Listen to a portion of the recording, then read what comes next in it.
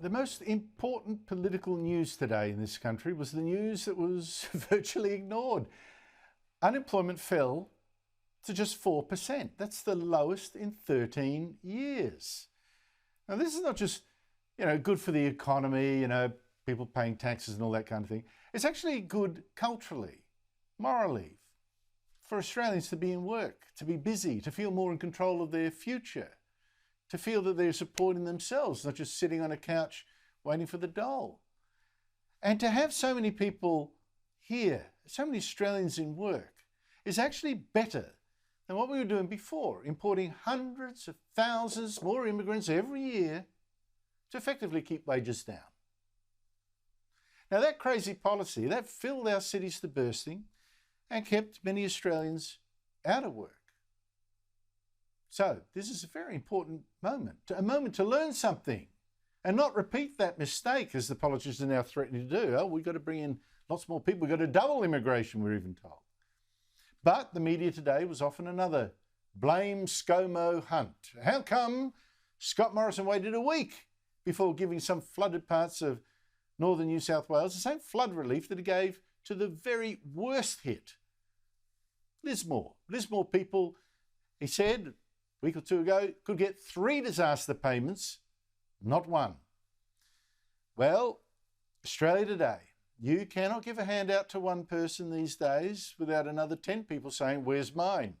And this time Morrison wasn't just smashed by Labor, but by one of his own. New South Wales Liberal MP, Catherine Cusack, said she was so outraged she's now got to quit the New South Wales Parliament.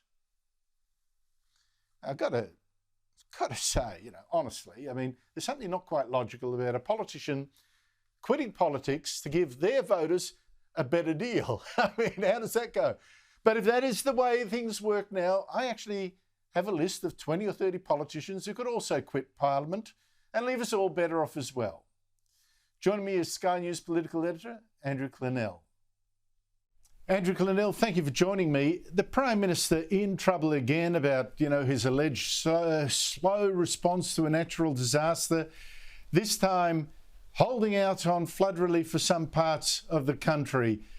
How much truth is there to this? Well, he's held out, but he's held out for a week, hasn't he? So it could be worse.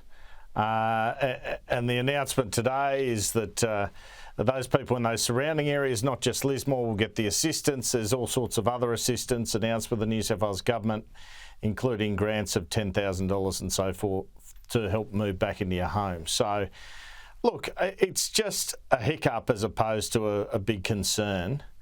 But I think you raise a valid point that he's often late to the party on this stuff. Now, they're kind of blaming the bureaucrats, saying the other areas didn't qualify like Lismore. But where does political sense come into it, Andrew? Rather than technical definitions by bureaucrats. If you've lost your home, you've lost your home. And so I think it was a bit of a mistake. And then there was a story in the Sunday Telegraph, which many believe came from the federal government, saying New South Wales initially refused defence requests, the New South Wales government, before the Lismore floods. And then we had a leak last night, the fact that Scott Morrison supposedly was waiting till he returned from Perth to announce this. Well, it's been rushed forward today. So again, the New South Wales and federal government at odds a bit, even though they're of the same colour of politics. We've seen this often in natural disasters. Used to see it with Gladys Berejiklian, now Dominic Perrottet. It's very messy for those who are actually affected by the floods, who just want governments to get on with it.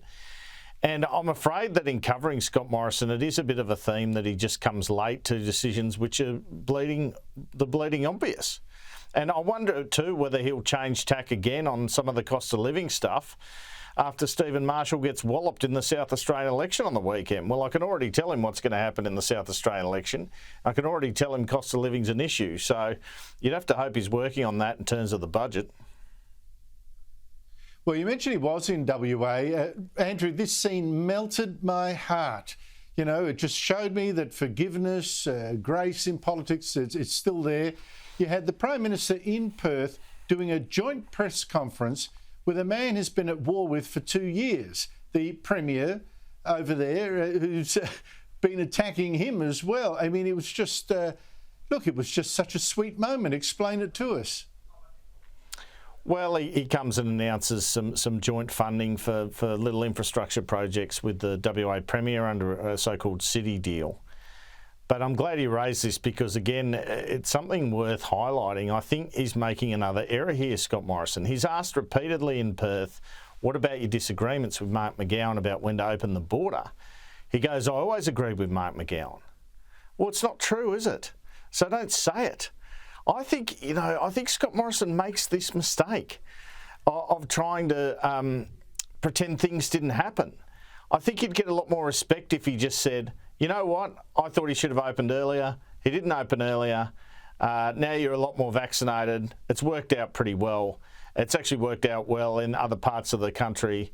So now let's get on with what we agree with. And just be honest. I just think it's really problematic because people don't buy it anyway, Andrew. And people in Western Australia, I spent, the formative years of my life there, they think the East is the enemy anyway. They're not going to buy that you didn't oppose the hard border when you quite clearly did. And so I just don't know why he's gone down that route. I don't know who was, he should just say, we didn't always agree, but look at what I've got to offer if you elect me again, Look, there are things I like about Scott Morrison, but I have to say, I think it's a failing in politicians to want too desperately to be liked. And I think that's one of his issues. Probably more so than, he's dishonest. I think he's just trying too hard to be liked. But good news for him today, unambiguously good news. Unemployment has fallen even lower than people were predicting. It's now 4%, just 4%. The Prime Minister today pointed out how unusual this was. There are around 325,000 more jobs now than there were before the pandemic.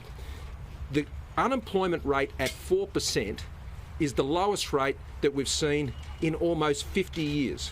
I was 5 years old when we last had an unemployment rate this low. Andrew, this is not just, good news economically, good news for the government. I think it's also moral good news to have so many people now in jobs. I would suspect too that the crime rate, for instance, will fall as well because people in work are, too busy to do bad stuff. I think this is all good news. But for some reason, the public isn't giving the government ticks for any of this. It's a very unusual situation. Normally, in the old days when we were a lot younger, Andrew, governments lost elections when there was high unemployment, like in 1983 with Malcolm Fraser. So we don't have that. We've got inflation creeping up. We've got labour shortages. We've got issues with COVID, and in certain states like South Australia with the hospital system. As a result, these are things annoying people at the moment. The sort of inflation, cost of living issue. If you're a business not having enough employees because of COVID. And so Scott Morrison, plus a number of mistakes, I guess, has fallen behind. The rule of politics is he should be in front with a 4% unemployment rate. So he's wise to keep pushing, look at how well we've done in terms of unemployment, because the Reserve Bank governor said it wasn't just the borders were shut. You might think it's that. He said it was the fiscal stimulus that Scott Morrison and the states had put in. So absolutely, a government should always be congratulated for low unemployment. I think it's good news. I think we need to open the international borders more to get people who can work, because labour shortage, it goes too far the other way after a while, but generally the government should be congratulated for the unemployment rate. Well, I think they should be hammering it, if not for no other reason than set a benchmark. When Labor comes in, well, live up to this unemployment rate, guys. They'll give them an opportunity to attack when Labor's in power, as they almost certainly will be. Andrew Clennell, thank you so much for your time. Thanks, Andrew.